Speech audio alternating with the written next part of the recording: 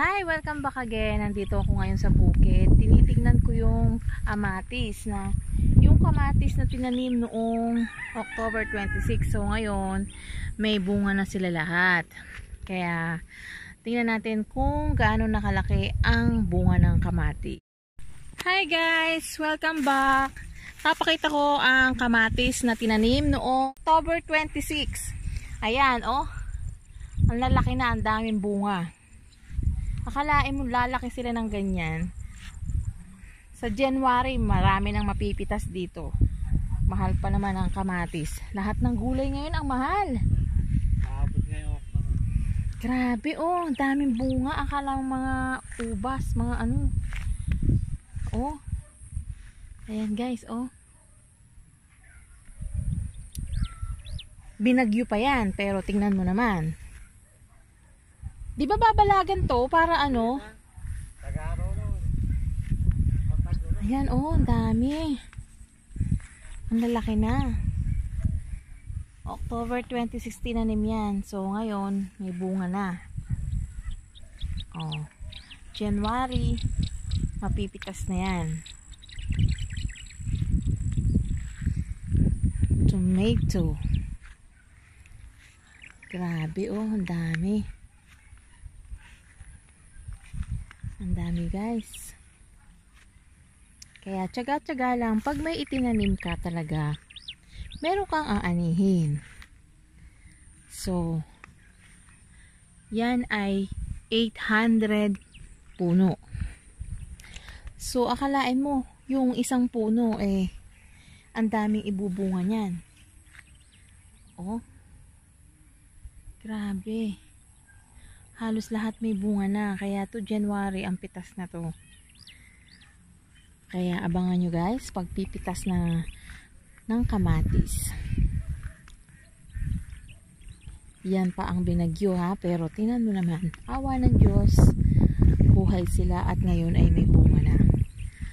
At take note, ang mga bayabas sumasabay din. Pag sabay-sabay na munga yan, jackpot. Sa presyo ng kamatis, napakamahal pa naman ang presyo ng gulay ngayon. Kaya tamang tama.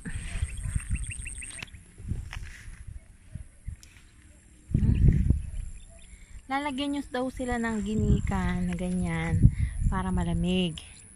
Pero malamig naman dito kasi ayan ang panahon, oh. Ang ganda. Kaso uulan. Inani na yung palay na nadapa. Kaya ngayon, wala na. Ang aantayin naman namin, ayan, pipitas naman ng kamatis. So, napakadaming bunga, guys. Halos lahat ng puno, meron ng bunga. Oh. Kaya, abangan nyo ang pagpipitas ng aming tomato. 800 puno yan.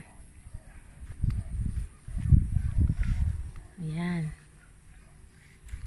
Ayun yung aming house. Masarap ang buhay sa probinsya. Lalo na kung masipag kang magtanim, hindi ka gugutumin. Ayan. Dami oh. Mahaba yan hanggang doon sa may unang-una doon at hanggang doon sa may dulo. Sobra.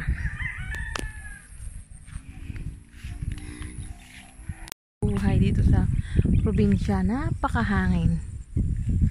Yan.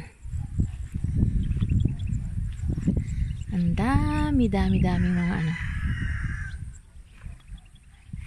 Masipag ka lang dito, mabubuhay ka na. Walang kausok-usok, walang masamang amoy ng usok ng sasakyan, walang pollution.